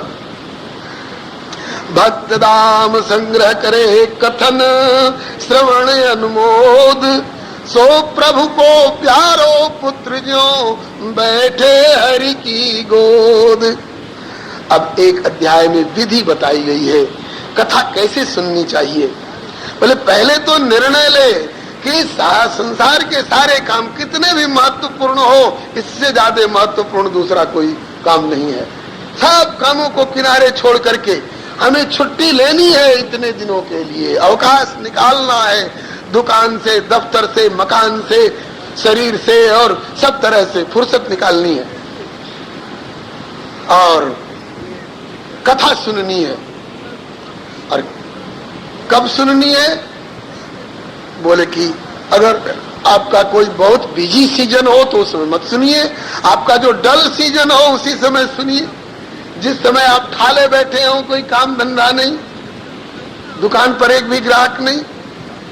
वैसे महीनों के भी नाम दिए गए हैं, बैसाख में सुनिए, माघ में सुनिए, कार्तिक में सुनिए, लेकिन कौन महीना जब मत सुनिए? बोले ऐसा कोई नियम नहीं है। दीनानाम नियमो नास्ति सर्वदा श्रवणम मतम, सर्वदा श्रवणम मतम। सोई घड़ी सुलक्षणी जब लीजे हरिनाम, और घड़ी सब विस्मरी आवे कौने काम। बोले कि सबही बार सुबार है और सबही बार कुबार, नानक भद्रा तब लगे जब कोपे करतार। भगवान से विमुख हो जाए तो सुदिन भी कुदिन हो जाए, और भगवान के सन्मुख हो जाए तो तदेव लग्नम सुदिनम तदेव ताराबलम चंद्रबलम तदेव विद्याबलम दैवबलम तदेव सीतापतेर्नाम यदा स्मरेत लक्ष्मी पतेर तेंग्रिजुगम स्मरामि। जब ही भगवान का स्मरण करिए, जब ही भगवान की चर्चा करिए, जब ही भगवान की कथा सुनिए, वही दिन सुदिन है, वही घड़ी सुघड़ी है। धन्य घड़ी सोई जब सत्संगा, धन्य जन्म द्विज भगति अभंगा। इसके बाद निश्चय करिए किससे सुने। उससे सुनिए जो सुन चुका हो, समझ चुका हो, जो समझा सके। वेदों के, पुराणों के, इन कथाओं के अर्थ को जानता हो, और जानता ही नहीं हो, मानता भी हो। ये नहीं कि जानने की दिशा में अभी जानते हैं, वही जानते हैं और मानते नहीं है। हम तो दुनियादारी को ही सब कुछ मानते हैं। नहीं,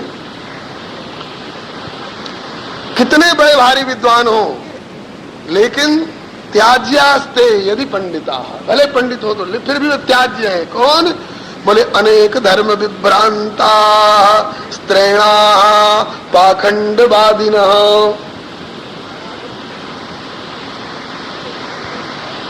स्त्रेण हो, पाखंडी हो, अनेक धर्म में विभ्रांत मति वाले हो, जिनको अभी निश्चय ही नहीं हो कि हमारे कल्याण का मार्ग क्या है। ऐसे लोगों से, नास्तिकों से और पाखंडियों से भगवान की कथा कोई चरित्रहीन नेता नहीं सुना सकता है। कोई नास्तिक पत्रिका का नास्तिक संपादक नहीं सुना सकता है।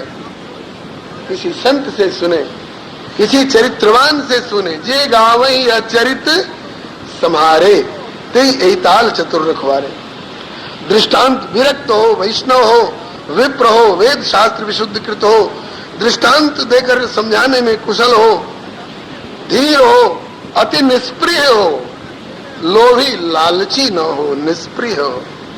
गावई सुनई सदा मम लीला, हेतु रहित परहित रतशीला। इस प्रकार से। और वक्तो पार्श्वे सहायार्थम स्थाप्य चान्य तथा विधा। वक्ता को सहयोग करने के लिए उनके बगल में और पंडित भी प्रतिष्ठित होने चाहिए, जो कोई पाठ में सहयोग करें, जो कोई कीर्तन में सहयोग करें, कोई जो पूजन इत्यादि में सहयोग करें। इस प्रकार से बहुत सारे नियम हैं। और खान पान की दिशा में भरसक तो उपवास करके कथा सुनिए, शरीर हल्का रहेगा, बैठ के सुन सकेंगे। उपवास करके सुनने की क्षमता न हो तो दूध दही से गुजारा करिए, सात्विक आहार।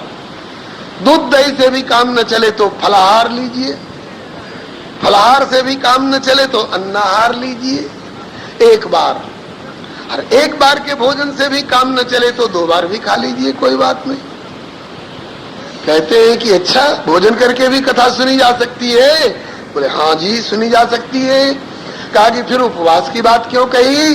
कहा कि इसलिए कि भोजन करके बैठने पर आलस होगा, झपकी आएगी, पूरी कथा नहीं सुन सकेंगे, और खाके और ज्यादा देर तक बैठेंगे भरपेट खाके तो बदहजमी भी हो जाएगी, कब्जियत भी हो जाएगी, और बार बार मलमूत्र त्याग के लिए उठ उठ के भागना पड़ेगा शौचालय और बाथरूम की ओर। इसीलिए मलमूत्र जयार्थम ही लघ्वाहार सुखावह, नोपवासा वरा प्रोक्ता कथा विघ्न करो यदि, भोजनम तु वरम मन्ये यदि श्रवण कारकम। यदि भोजन करके कथा सुनने में सुविधा हो आपके शरीर को तो भोजन करके सुनिए, और उपवास करके ज्यादा बढ़िया से कथा सुन सके तो उपवास करके सुनिए। सुन सके जिस तरह से उसी का ज्यादा महत्व है। नोपवासा वरा प्रोक्ता कथा विघ्न करो यदि, यदि उपवास करके सुनने लगे कथा में विघ्न हो गया। कैसे? बोले कि हम केवल पानी पी करके कथा सुनेंगे। 3 दिन तक तो पानी पी के झेल लगे, चौथे दिन ब्लड प्रेशर लो हो गया, गिर गए, चक्कर आ गया, बोले डॉक्टर बुलाओ। बोले डॉक्टर यहाँ क्या आएगा, इन्हीं को अस्पताल ले जाओ। तो 3 दिन की कथा तो सुन लिए हिम्मत करके, और 4 दिन की कथा कौन सुनेगा? तो ऐसा कड़ा नियम मत लो जिससे कि अस्पताल में जाना पड़े कथा मंडप से उठ करके। हाँ, और इतना भोजन भी मत कर लो कि बस साहब बैठा नहीं जा रहा है। अपने अपने शरीर का अंदाज सबको है। कोई ऐसे रोगी होते हैं गैस्ट्रिक पेशेंट कि कुछ देर तक अगर भोजन कुछ न डाला जाए पेट में तो मरोड़ा और गैस और ये मरे तरे, उससे अच्छा है कि कुछ डाल दो। ये क्षुधारू तृणी कुकरी करत भजन में भंग, कबीरा टुकड़ा डारी के और तब करिए सत्संग सियावर रामचंद्र की। हाँ, आहार विहार सात्विक होना चाहिए। कथा के श्रोता जब तक बन करके बैठे हुए हैं तब तक मुकदमेबाजी की बात मत करिए, तब तक गाली गलौज किसी को मत दीजिए, तमोगुण अपने पास मत आने दीजिए। सात्विक आहार व्यवहार रख करके कथा सुनिए। श्रीमद् भागवत जी की पोथी पधरा करके उत्तम व्यास को बिठा करके उनसे प्रार्थना करिए पूजन पूर्वक, हमने आपका आश्रय लिया है, भवसागर से हमें किनारे लगा दीजिए। और कथा प्रारंभ होने के पहले गणेश, अंबिका इत्यादि देवी देवताओं के भी पूजन होने चाहिए ताकि कथा में कोई विघ्न नहीं आवे। विष्णु सहस्त्रनाम का पाठ हो, भगवान नाम का कीर्तन इत्यादि हो, छिद्रों को भरने के लिए। और जब कथा की संपन्नता हो तो कीर्तन हो, आरती हो, प्रसाद वितरण हो, बीच बीच में प्रसंगानुसार। कन्हैया का जन्म हुआ, देवताओं ने फूलों की वर्षा करी, तो देवताओं का ही कोई ठेका है थोड़े, हम भी अपने हाथ में फूल रखेंगे। फूल बरसाने का प्रसंग आएगा तो हम भी फूल बरसाएंगे, हम भी अबीर गुलाल की वर्षा करेंगे। प्रसंगों के अनुसार जय जयकार होनी चाहिए। वृंदावन बिहारी लाल की जय, अयोध्यानाथ की जय, श्री गौरी शंकर भगवान की जय, श्री हनुमंत लाल की जय, जय जयकार होनी चाहिए। और कथा जब संपन्न हो जाए, 7वें दिन ग्रंथ का पूजन, व्यास का पूजन, आए गए संत महात्माओं का पूजन। और यदि गृहस्थ हो श्रोता तो हवन करे, विरक्त हो तो गीता वाच्या पढ़े नहीं, दूसरे दिन गीता का पाठ कर ले। इसके बाद इस तरह से श्री सनकादिक जी ने महात्म्य और विधि बताई। इसके बाद आगे कहते हैं कि सुनाई रहे थे उसी समय में परिभ्रमण समायाता सुको योगेश्वर तथा श्री सुखदेव जी आ गए। दैव योग से भ्रमण करते हुए उनको अच्छे आसन पर बिठाया गया। श्री सुखदेव जी ने अपने श्रीमुख से निगम कल्प तरोर गलितम फलम सुख मुखाद अमृत द्रव संयुतम पिबत भागवतम रसमालयम मोरहो रसिका भूभावुका धर्म प्रोज्जित कहितोत्र परमो निर्मत शरणाम सदाम इत्यादि श्लोकों के द्वारा श्रीमद् भागवत की महिमा गाई, जो आगे चल करके आप प्रथम स्कंद में श्रवण करेंगे। यह श्रीमद् भागवत समस्त पुराणों का तिलक है, वैष्णव का परम धन है। इसमें परमहंसों का परम ज्ञान गाया गया है। इसमें जो ज्ञान भक्ति और वैराग्य का वर्णन है, इनको प्राप्त करके प्राणी भव बंधन से छूट जाता है। यह लोक स्वर्ग में नहीं है, सत्यलोक में नहीं है, ब्रह्मलोक में भी रस नहीं है। वैकुंठे नास्तेम रसा, वैकुंठ तक में रस नहीं है तो पृथ्वी पर है। अतः पिबंत सद्भाग्या मामा मुंशित करिचित। इस तरह से श्री सुखदेव जी कह रहे थे कि सभा में भगवान प्रकट हो गए, सिंहासन पर भगवान प्रकट हो गए, सबने दर्शन किया और भगवान प्रसन्न मुद्रा में थे यह जान करके सब लोगों ने कीर्तन करना शुरू किया। कीर्तन से भगवान और ज्यादा प्रसन्न होते हैं। उस कीर्तन में ये मत समझना कि बिना पढ़े लिखे लोग, साधारण भिख मंगे लोग बैठे हुए थे, नहीं था। प्रहलाद स्थालधारी तरल गति त्याच उद्धव कांस्यधारी वीणाधारी सुरर्षि स्वर कुशल तया राग करता अर्जुनो भू।